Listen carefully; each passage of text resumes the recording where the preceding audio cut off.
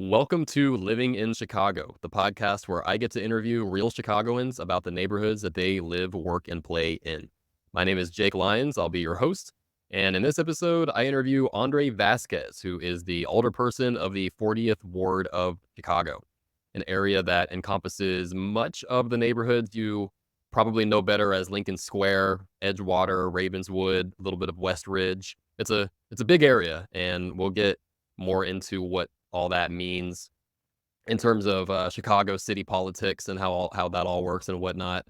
But before we do, I figure this is a good time just to kind of set the tone for what I think and hope will be the first of many interviews I do on this podcast with various kinds of elected officials and political figures and things like that. And just to let you know right now, I'm not a very political person. I'm not trying to be some kind of hard-hitting journalist or anything like that. I'm not an expert in every policy opinion that Mr. Vasquez holds.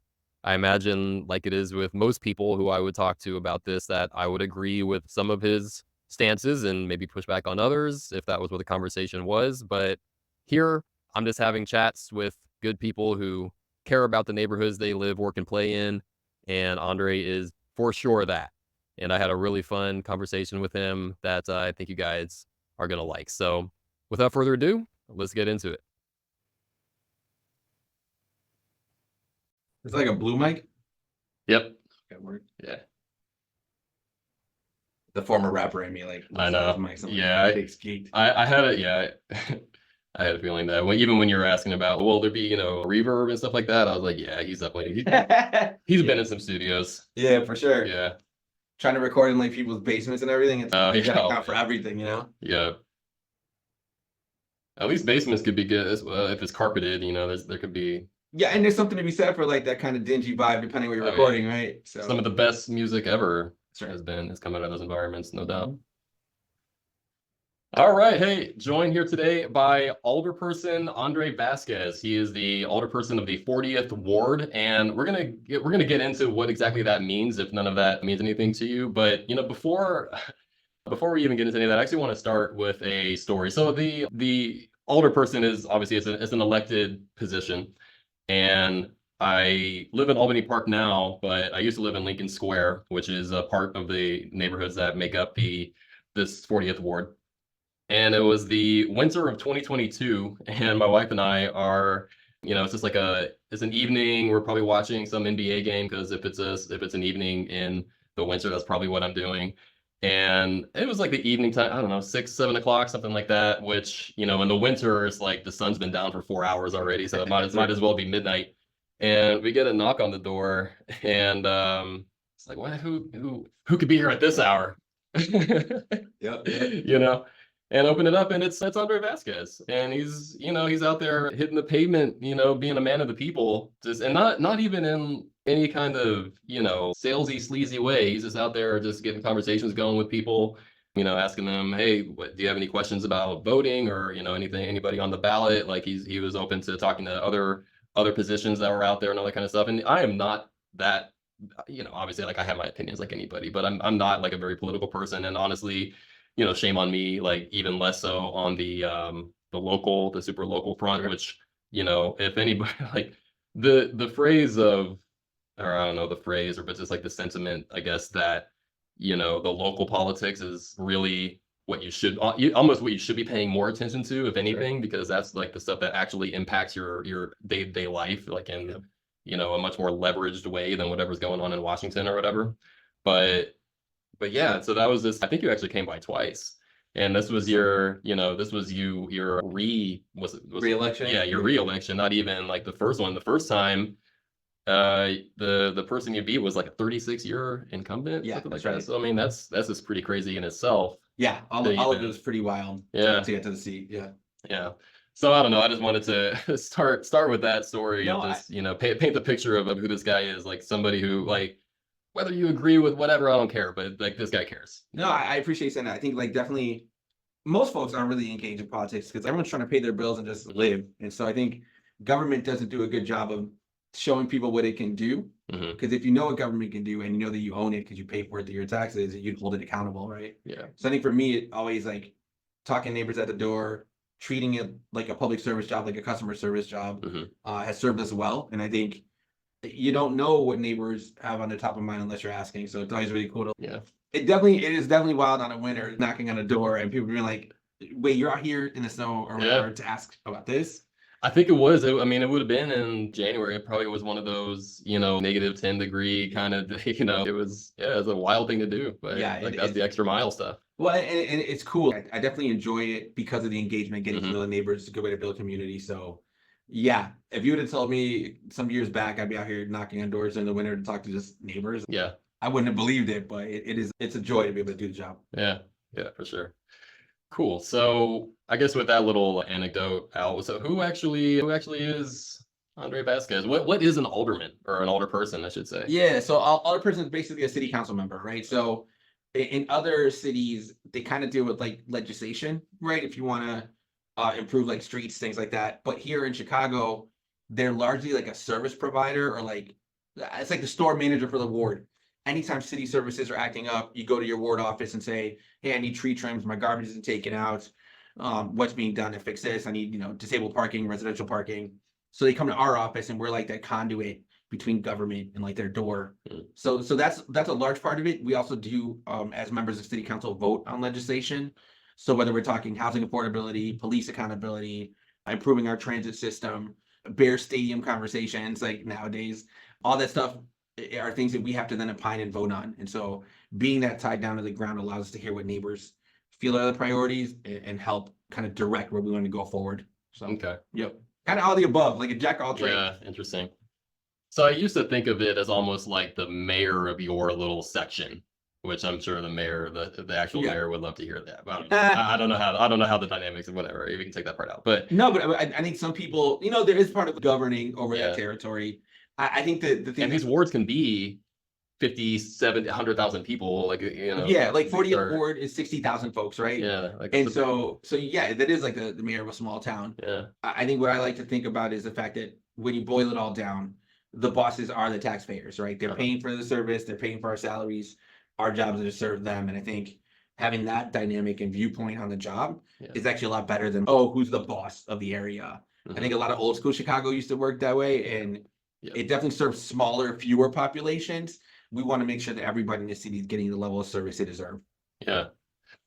So it's almost like half, the mayor from the governing over it standpoint like that, but then there's also a component of almost being like a little mini House of Representatives kind of thing that you will then represent the interests of your ward when situations with the city budget, for example, or something like that comes up. You're kind of representing your neighborhood, your ward. Yeah. So city council got 50 city council members, right? 26 votes end up being the majority for the budget and all these other things. So yeah, it's very much drafting legislation, working with our colleagues, and trying to figure out how we can get to agreements, which is its own circus sometimes, but pretty cool to do. Yeah, being in the room where it happens, that's pretty cool. Yeah. Is this something you always were interested in doing, or what got you into this? No, man. I grew up, born and raised in a city. My parents were Guatemalan immigrants, and so we grew up poor. Like we kept getting priced out of neighborhoods because the rent was getting higher, and through gentrification, it displaces communities that are like lower in income. So I really was trying to figure out how to survive. Like I worked retail most of my life. Like I worked at Kids R Us, record stores, selling clothes, selling phones. I was a rapper for about 15 years. So I did battle rapping across the city, and I never thought about running for office. I couldn't tell you what an alderperson was or did, probably to my early 30s, late 20s. And so later on in life, I met my wife and we had our kids, and I kept thinking about all the sacrifices my parents made for me to have a good foundation, and thought about what my role needed to be to make sure our kids have a better situation they inherit than what we did. And so that was around the time that Bernie Sanders was running for office. He kind of was very plain spoken and reminded me of like my old 90s rap records because he talked about inequity and like how the system is rigged. So it sounded like a Public Enemy or a Nas record or KRS-One, and which struck me, right? The 74-year-old white dude from Vermont striking a similar tone got me excited. And so that led to me becoming a community organizer, looking at the role, because there were people who were like, you should do it. There was a guy who, by the name of Pat O'Connor, who had been in office 36 years, was the mayor's floor leader and the chair of finance. Ultimately, we ran. He was, what some people view as a machine candidate, like old school Chicago style. We had enough people. We knocked on doors for about 3 years. They spent $1.5 million against us. And ultimately we won, which was and this was surprising. 19 or yeah 2019, which was like, I think there was a wave of wanting to see new leadership and people being tired of the machine, Burke type of alder folks. So yeah, it led to us coming into office, and just as we're starting a new job and getting our legs underneath us, we get hit with a global pandemic a year in. And so that was a really crash course in government that kind of think suited us to be ready for like the crisis we're on now with the migrant mission. So yeah, I never would have pictured it like growing up, but I'm really fortunate and blessed to be in the position. I'm not too surprised at the $1.5 million figure, because I remember I lived there at that point too, and I remember every day we had 8 flyers, like the same flyer 8 times every single day for a month. Those mailers, and it was like, obviously, like when I was a rapper, I said a lot of things that were toxic and harmful. I don't think I understood kind of like the effect. I think when you feel like you're outside of a larger community, you get into your little pockets and subcultures, and then that isn't the healthiest. So seeing old rap lyrics in every single mailer every single day for a month. That's what they were doing. And it was like website, and they did TV and radio, and it was so over the top that I think people in meeting me at the door kind of recognized, okay, look, we don't all start out, perfect. But I think they recognized that I was like sincere and wanting to make a change in the community. So yeah, it was wild. Right. Yeah. And that's the old like art from the artist kind of thing is, I guess, always tough. I guess, like, to what extent is there at least an element of like, it's hip, like this is the language of hip hop? Well, I mean, I think that's part of it, right? There has to be an acknowledgement that although there were things that gave me a sense of voice and being on a stage and being comfortable talking to people as a person of color who was broke, there were good things. And also there's a lot of toxic masculinity, there was homophobia, misogyny, that you may not even feel those things, but because you want to feel cool in a crowd, you're saying things that you're not even being mindful of. And so, I think it was a fair thing to bring up. For me, it allowed me to have the conversation so people recognize, like, we all do grow and evolve. And so I think what I tell people is, if you expect candidates to become these perfect politicians, you should expect disappointment, because everyone's human. It's about being able to have those conversations, right? So yeah, looking back, if I were to talk to younger me, I'd be like, hey, I know you want to feel cool in front of this crowd because you're listening to Wu-Tang records or whatever. But there's ways to communicate where you don't have to denigrate somebody else to feel bigger. And so it was a good evolution for me. Yeah.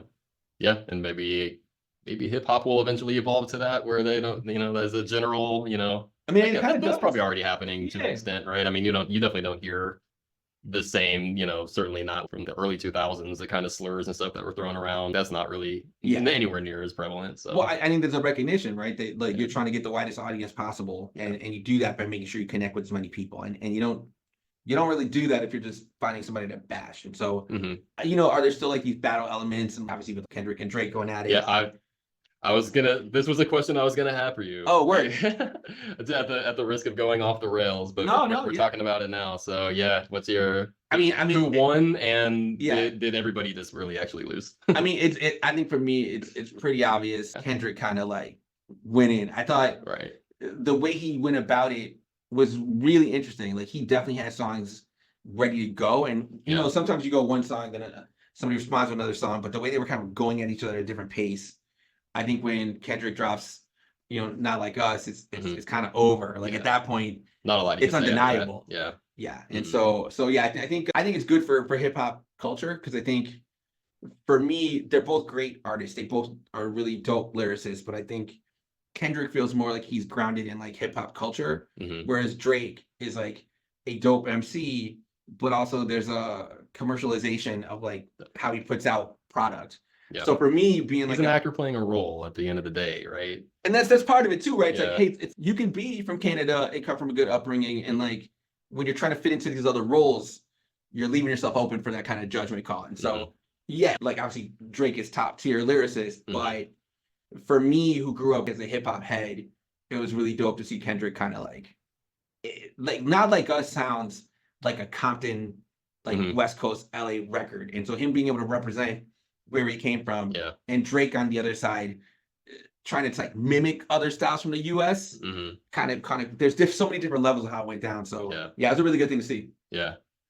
I wasn't paying any attention to that. It's hard, hard to avoid this, like you see on social media that is going on. But I didn't listen to any of the songs. I was just like, I've kind of been out on hip hop since, honestly, since like mumble rap became a thing. Yeah. Like my peak was like the Lil Wayne, like Young Money era. Like I was in college between 2009 and 2013, and that was just the absolute best. Yeah. Just the ultimate time to be in college when that was the popular music of the day. But whatever. No, but and it's dope. I think we all have our eras, right? Yeah. So like for me, it was like 90s, 2000s, like really when it was coming from like the small culture to start and becoming worldwide.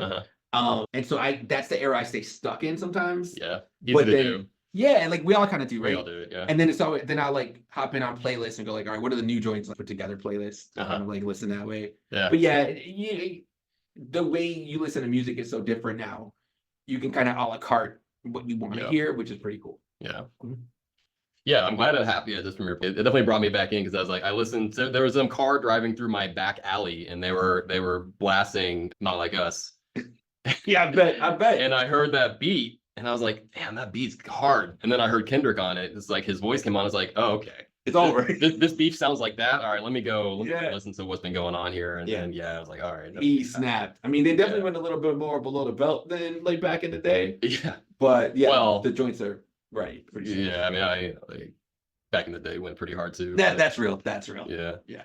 That's like how people talk about politics now and how like cutthroat it is and all that kind of stuff. But then you look back on Jefferson versus Adams and they were calling each other like hermaphrodites and this is whatever, whatever they were doing back in the day. I think it's different. It's, now with social media, right? And the speed with which you can like counter respond. Oh yeah. No, like the speed with which you can like respond quickly and put on a video. It's just so different level of like output. Yeah. Yeah, it was cool. Yeah.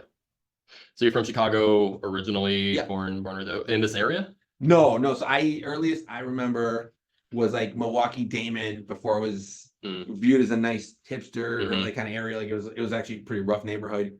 And then I remember living on North Tequila, Belmont and Oakley, Addison Elston, Addison Albany, kind of like Avondale area. Then on my own, I kind of lived in a lot of different areas like Division Ashland, Lakeview. I ended up here in 40 in Edgewater about 12 years ago. I met my wife who actually grown up in this part of town. Cool. Yeah. We should probably qualify what the 40th ward is. So I think people are familiar with, a couple hundred neighborhoods that there are in Chicago. They might be somewhat familiar with the 77 community areas and kind of how that works, but wards kind of just are a whole nother element to it. So what's a ward and what is the 40th ward? Yeah, so a ward is basically a district, right? You've got 50 of them in the city of Chicago. Each one has on average about 58 to 60,000 people. For 40, kind of to paint like the geography, you're talking from Lawrence, Leland area, all the way to Lunt, and then from Clark on the east side to Kedzie on the west side. Right, so it's a pretty large big area. Yeah, and so when you think through neighborhoods, you're talking Ravenswood Manor, Lincoln Square, Andersonville, Edgewater, Ravenswood, Bowmanville, Arcadia Terrace, Westridge, and West Rogers Park are largely like the neighborhoods that people know. Yeah, that's 40. Man, that's a big area and a lot of very different areas, like very, very different kinds of neighborhoods within just that relatively. It's a big area, but a relatively small area compared to the city. So obviously 1/50th of the city, whatever. So yeah, but it's definitely one of the most diverse areas. Yeah, right. So we've got I think 46% white, 22% Latino, 20% Asian, 10% Black in the ward. Obviously, different income levels, different kinds of neighborhoods and communities. So it really is a really cool slice of Chicago to check out. That must be a really interesting experience for you every day. Hearing from all those different kinds of people. I mean, that's why knocking on the doors was and problems and that's why knocking on the doors was cool. Yeah, because different neighbors have different vibes, and being able to talk to different communities and about their particular issues. Yeah, every day it's really cool. Folks come in with a whole bunch of stuff from all over, and we're happy to serve. Yeah. Do you live somewhere within the ward? Do you have to live somewhere within the ward if you're you have to live within the ward when you're running for the seat and to be a candidate. So I live in like the Edgewater area. So kind of like there's a metro station coming by where I live over on Peterson Ridge.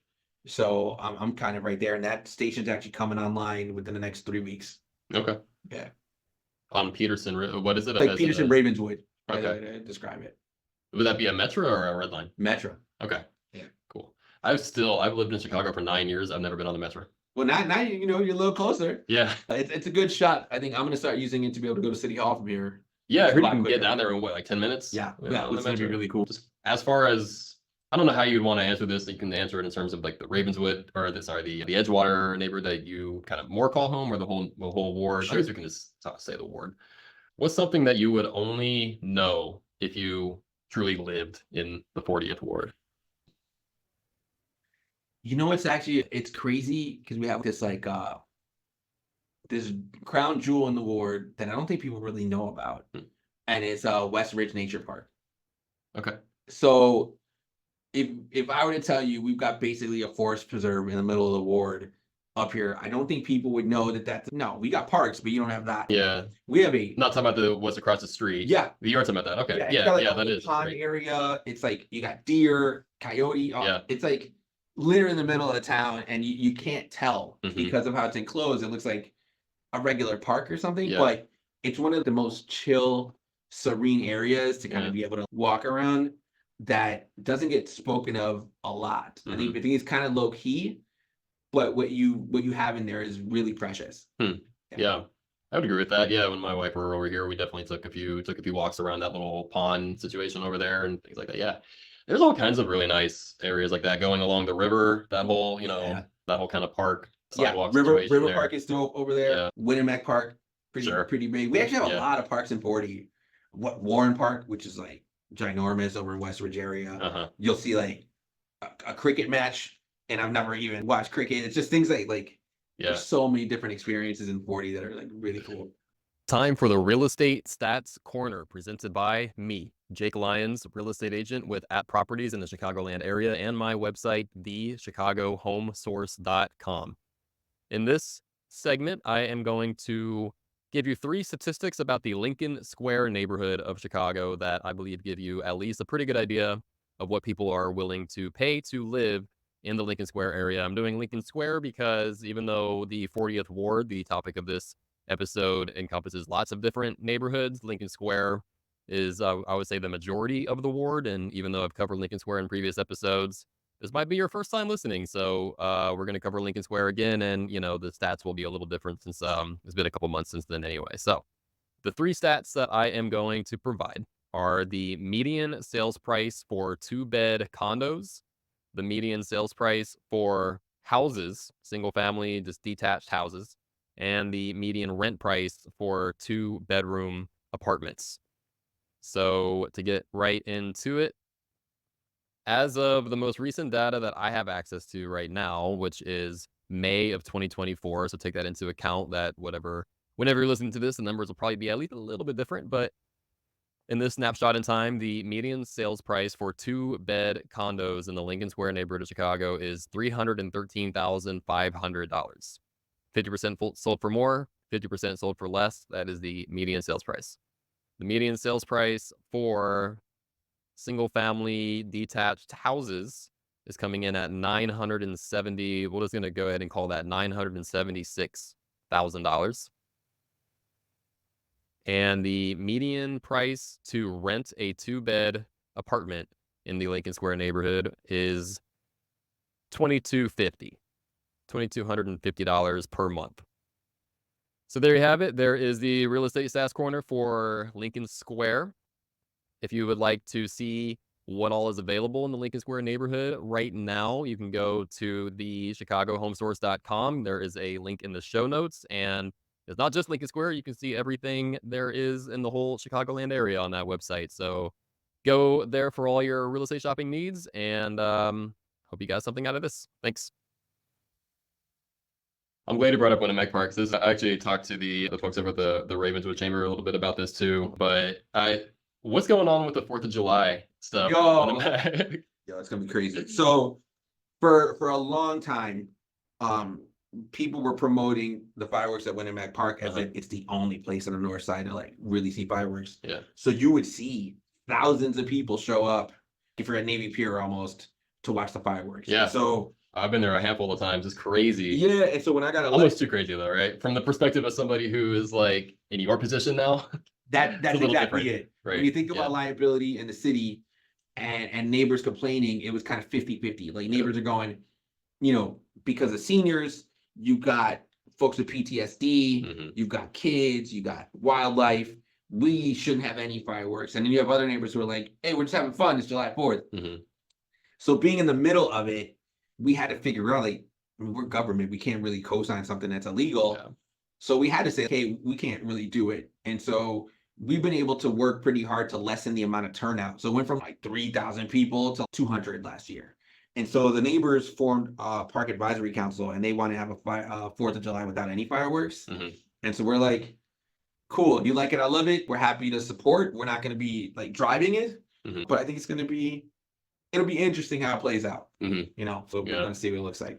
Yeah. I know there's been a movement to try to, you know, I feel like every year for the last 3 years at least, and I mean, going back, you know, some of that was due to COVID stuff too, but I feel like there's always been like this like rumor the days leading up to it where it's like, they're going to shut it down this year. You can't, you're not, this is the year that they're actually going to shut it down. And then it's so far, no. I mean, the reality is like trying to shut that down is crazy because you only got one squad car maybe, and there's like literally one park district car that covers from Madison to the north side, actually watching all the parks, and you got fireworks everywhere. You got actual shootings that occur. Right. It's so loud. That weekend is traditionally one of the worst weekends for just all kinds of bad things. So so it becomes challenging to kind of contain. And so that's why the case I made to the neighbors who don't want fireworks is, okay, your best bet is to occupy the space. Have an event, make sure people can recognize this community. It is July 4th. And because you guys are doing it, then maybe you can't have the fireworks on the same spot. Yeah. So we'll see how it goes. That's a good strategy. Just make it super awkward for everyone who's showing up with their fireworks. And make it entertaining. There's like this program going on. Right. And make it something that people want to check out, right? If you got food trucks, if you've got like different things people can like, you know, play or enjoy themselves, then people don't feel like they're losing something in exchange. Sure. Yeah. What's a challenge that feel like this ward specifically has going on right now? I think the challenge that I look at is when I first got elected, when people think of Lincoln Square, they kind of see it ending at Lawrence when you're heading northbound. So when you go north of Lawrence along Lincoln, we used to I didn't crack the joke. Somebody else said it to me from our staff, and it stuck. It felt like the Back to the Future ride because it went from like the 90s to the 80s to the 70s as you go along Lincoln. I could see that. Yeah. And so I think for me, I looked at the challenge and go, well, how do you invigorate it so it doesn't feel like the lesser of Lincoln Square? And so what we did is started working on creating arts districts. So we got $60 million to do a full streetscape. We're getting murals up. We're trying to get more shops coming in. We're adding density. So I think it's a good place to be in, and we're kind of moving in that direction.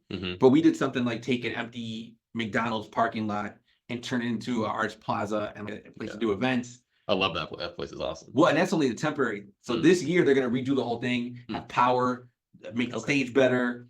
And so I think by creating those kind of experiences, you end up drawing more people. And so, that's been kind of the challenge, but I think we've been doing a good job of meeting it. Yeah.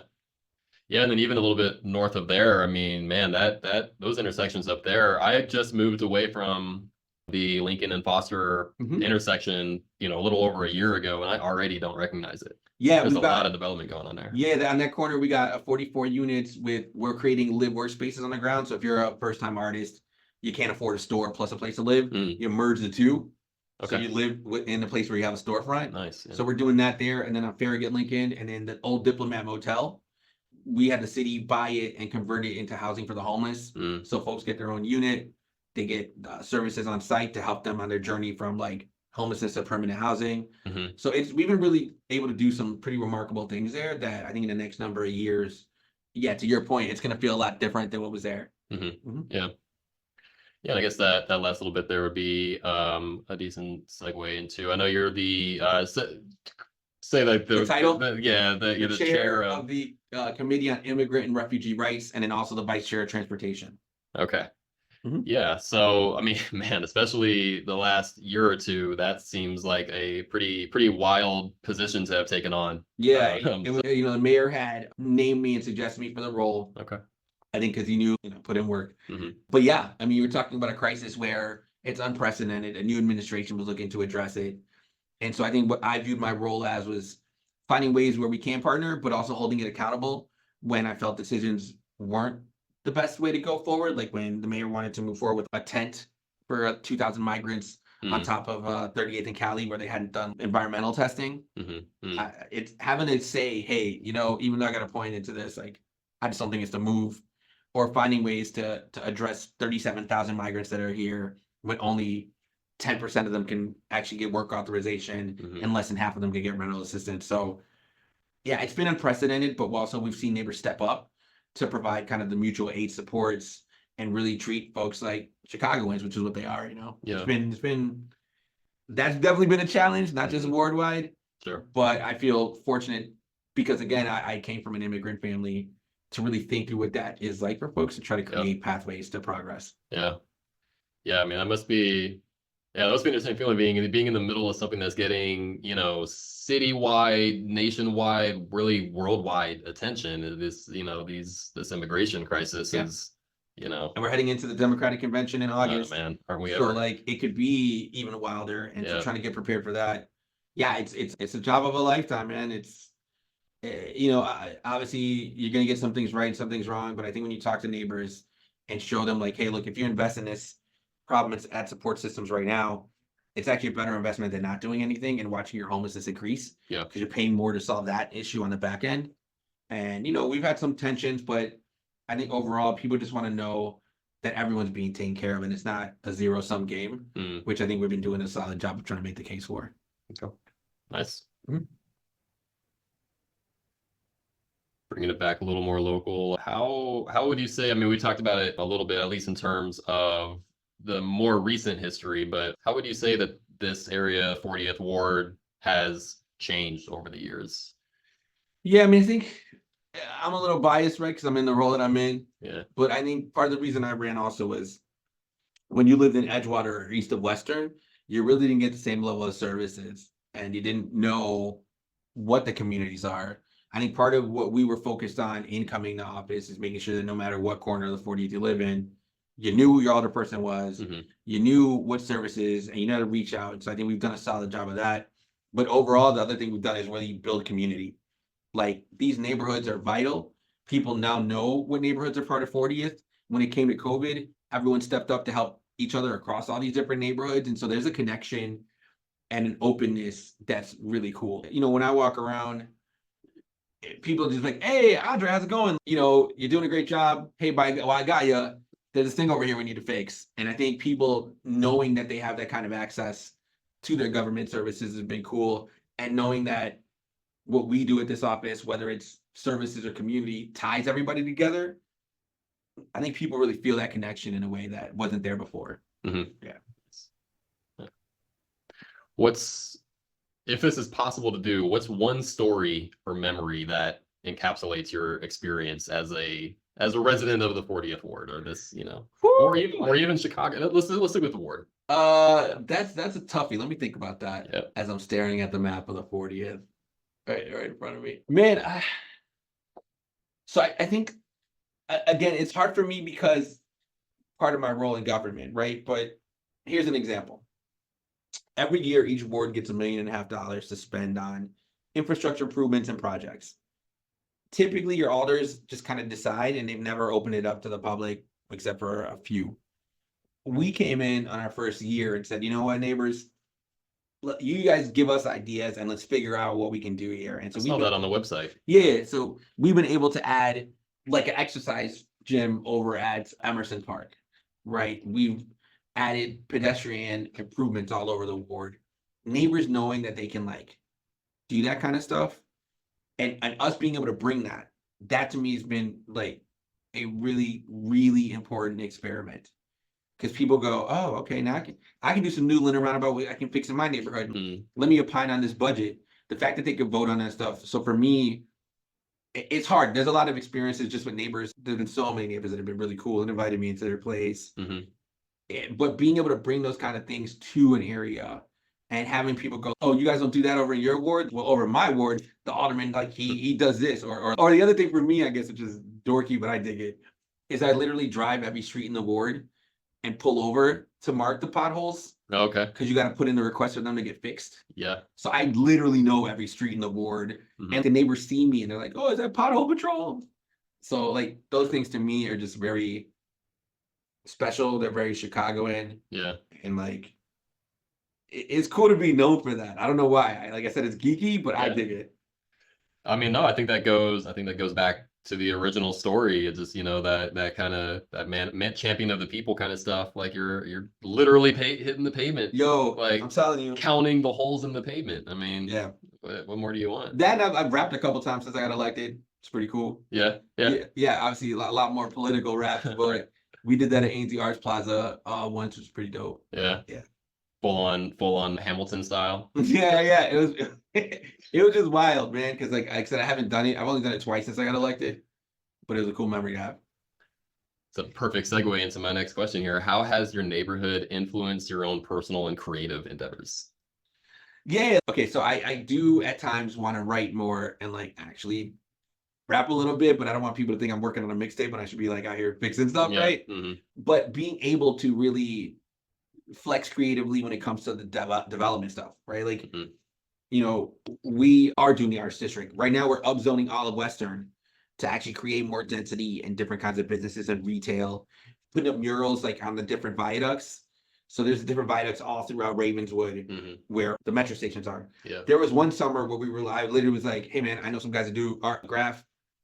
Y'all take a viaduct each, one side, and like just go. And if the neighbors want to be specific on what they want to see, sure, they can pay for it. But if they're not, do what you want to do and just put up some color out here. And so it's been really cool to watch all those pieces develop. So it allows me to kind of flex creatively and share some of that art expression and not necessarily be the person like on a stage on it, which is really cool. Yeah.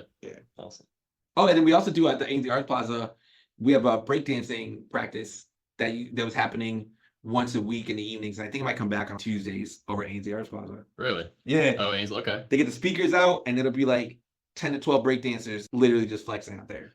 Man, the videos like that are definitely one of my main weak points on social media. Like if I see, or like Showtime, those guys like New York Showtime guys, or break dancers or like robot dancers, anything like that. For some reason, like there's a reason why those were so captivating and go viral so easily. It's like it's something about them. It's just it make you happy. Yeah, I was gonna say it's like acrobatic and joyful. There's like a spirit to it. Yeah, that's I never could when I was younger. I was like, man, I just can't. I just don't have the physicality that they do. And so seeing that and being able to provide platforms for that, it's full circle in a way that I think is really cool. Yeah, that's awesome. Are most of the dancers local, or are they coming from all over the place? Some are local, but they do come from all over because they were literally just trying to find a space. And so I was like, we have a plaza here. You guys can just come through. We got speakers. Let's make an event. We actually had a biking battle there last year. So being able to kind of bring that stuff back is dope. Yeah. What would you say? What's the most surprising thing you've learned about this area since becoming alderperson specifically? There's a lot of things that we've learned. One thing that's pretty wild is you've got Rose Hill Cemetery in the middle of the ward, right? There used to be a place where the Bureau of Forestry kind of would chop down trees after a really big storm. We found out after the city had to kind of leave that land that buried underneath there is actually Old McCormick Place. So there's really? Yes. Okay. So I don't know the details on what McCormick Place was like before it was the McCormick Place we know now. But apparently there was an old part where a lot of it was torn down, and I guess pieces for some reason are in the cemetery there. Okay. We also have Civil War soldiers that are at Rose Hill. It's really nuts. What we're actually thinking about doing, and we haven't done it yet, is like a scavenger hunt across the 40th. To be like, hey, come to this location, take a picture over here. Where's this mural at? Stop at this local business, and maybe figuring out like a prize for everybody's able to hit all the different parts of 40. That I want to do, and I want to do a 40th Ward Who's Got Talent at the plaza. Like, if you want to sing, you want to do spoken word. So we want to do those kind of things too, to kind of like showcase everything we got here. How do people find out about all these different things? Yeah, you can go to 40thward.org, which is our ward website. You can sign up for our newsletter, so you get an email every Friday. We'll let you know what events are happening. And so we've been kind of noodling around. What are community events that we could do that aren't political? They aren't government. Right. They're just people coming together and understanding we're one community. And so talent shows, scavenger hunt, pet mayor, or whatever. We want to think of those ideas to get people kind of... Social media, I'm guessing, is probably a lot of that because nobody's going to... I hate to break it to you. Nobody's going to that website. Oh, hell no. Well, if 40th Ward or Andre for 40th, I've got... So I can say this with a lot of confidence. I am the most accessible city council member in the city of Chicago, or history of Chicago, I'd even say. I'm on Twitter. People DM me. We got a TikTok account, Facebook, Instagram. So you look up 40th Ward along any of those, you're going to find us, and people can reach out to us directly to find out what's happening. So because I was, like I mentioned before, didn't know much about an alderperson did, I think I'm really invested in over communicating so people understand what they get in the equation and what we all do. Yeah, love it. What would you say? What's a common misconception that people have about this area? Yeah, okay. This is whack, but okay. When I first got elected, there was a friend of mine who had helped me in the organizing, and she had told me, she was like, "Oh, 40th Ward's kind of bland." They're like, what's over there? People know like Logan Square or Rogers Park, and so I think I took that as a challenge and made sure check out the neighborhoods, look at everything we got going on, and by being able to showcase all the different spots in 40 on our different platforms, I think that has changed the outlook of what people thought of 40. Like they know we throw down. They know I'm like everywhere. They know we're promoting events. We're bringing theaters. We're bringing arts district over here. So we're adding an energy that wasn't there before. And it's cool when I see people who are like, yeah, just moving to the ward. And I wanted to make sure it was a 40th because I knew this is going on over here. So I think that's been a really cool change we've been able to bring about. Yeah. Hard to disagree. So I guess this is pretty much out of questions. So bottom line, just in summary, why do you think someone should want to, out of all the all right, let's break this down actually. Yeah. Out of anywhere, why would they want to live in Chicago? And then if they're choosing Chicago, why would you want to live here? Yeah, I mean, I think you want to move to Chicago because I'll wait till the siren passes. You can edit that out. He's like, you go to Chicago, man. Right. Follow the narrative. No, I think why people should come to Chicago is because I do firmly believe it is the greatest city in the country.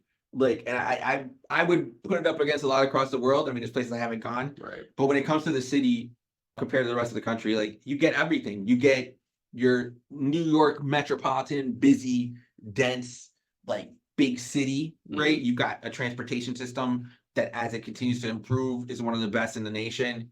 You got that small town vibe as well, right? So if you like New York, great. If you like Minnesota, great. You like Boston, cool. You like Philly, great. It's got a little bit of all of that. Yep. And then that's without even talking about summertime shot. Yeah. Because the summertime in Chicago will make you endure the winters, right? It's got a little Miami all of a sudden. Yeah. Like, so you got all of that. And then the winter allows you to like huddle in and work on projects because I'm not going out. So what are we doing? You've got the small town feel where you don't have any kind of attitude from the neighbors. It's like a neighbor feel. Like everyone kind of knows each other. There's a Chicago accent, which is like endearing and hilarious if you're coming from somewhere else. Yeah, I think there's nothing really like it. And people are very sincere and open in a way that you see in different towns, but you can't get everywhere. And sometimes you can't get it in those big cities. Chicago's got that mix of everything. Yeah. I'll put it up against anybody. As much as anyone in the country likes to talk about, oh, Chicago and like the national narrative. Yeah. I would not trade this city for any of the cities they come from with that kind of critique. Sure. Ever. Yeah. Yeah. Yeah, and obviously all of that, not all of it, but a lot of that is just political theater. Yeah. An easy scapegoat. Do a deeper dive on the stats here and per capita, things like that. It's like really not. And you don't hear about people who come to Chicago and then like run away screaming. They're like, man, I didn't expect this. Like the fact that the river runs through it also. It's got a lakefront. Yep. It's got so many things about it that are so much beyond what the narrative is. That overall, like it's cool watching TikTok videos of people being like, this is my first time in Chicago, and like you guys have no idea. I think that's a lot more the truth than what you see on like a Fox News or something. Of course, yeah. Because obviously a lot of people coming across this like safety and crime and things like that are going to be something that they care about. So what would you say to this area as far as that goes? Yeah, I mean, I think like an unfortunate reality is that like a lot of big dense cities, you've got a small margin of folks who either through desperation, lack of community, find themselves committing crime, and it runs the gamut. And there is violent crime in places. I don't think it's anywhere near the amount it's painted nationally. And I think if you're navigating through town, maybe the one thing I'd advise anyone, and that's in any town, is don't stay looking at your phone. Be up, be aware of your surroundings, see what's going on. Go where places where you see people hanging out, enjoy yourself, enjoy life. Being that kind of generally alert in big cities is always a good way to move. Sure. But yeah, I made it this far. I haven't had an incident, and a lot of people, that's the majority of folks, Yeah. Anything I didn't ask that you were hoping I would ask? Maybe I got some trivia. So Lily Wachowski lives in 40. Matrix director. Oh, wow. Really? Steve Albini who just passed away. Was producer for Nirvana and other folks. Lived in 40. We've got a lot of. So okay, if you would have talked to me a couple years ago, Lily Wachowski had a studio here where you would find the Matrix chairs, the original like models that they use for like those octopus robots or whatever. Yeah. And a theater. I remember me and my wife came and checked out the spot and sat down in the Matrix chairs. Yeah. There's so much cool stuff that's in the world that I don't think people dig like that. When we do the scavenger hunt, we're gonna show people like all the different spots. Can you do like an overlay on Google Maps with that and kind of have? That's what we want to develop. We want to flesh it out and really do it big in a way that like people see. There's just a lot of really cool stuff and a lot of like things that I want folks to know and check out. Yeah. Yep. Okay, we gotta wrap up soon if that's cool. Yeah, I think only one more. Sure. One more minute probably. Yeah. What would you like to promote, if anything? I mean, okay, so we're gonna have like the rezoning about Western. We're gonna have a meeting there. We do developmental town hall. It's interesting. If you were talking to me right now, I think a lot of things that I think about in the city stuff. So right now, the first two things is I think we need new leadership at CTA. So we've been pushing to kind of get that change. And the other thing that's just front of mind is like the mayor wanting to have $1 billion worth of tax dollars to pay for a stadium out here. Oh yeah. And just like literally everyone I talk to, there's like no one wants that. Yeah. So I think I don't know why, but those are the things that it's not promoting, but these are the things that I know I'm actively working on. These are the things on your mind right now. Yeah. But I'd also say stop on by 5620 Northwestern. That's our ward office. Come on, say hello. If we can help you with anything, show you around, happy to do so. And reach out. Hit me up online. Always available. And there's always something happening. Right on. Alderperson Andre Vasquez, thank you so much for your time. Yeah, man. Thank you so much.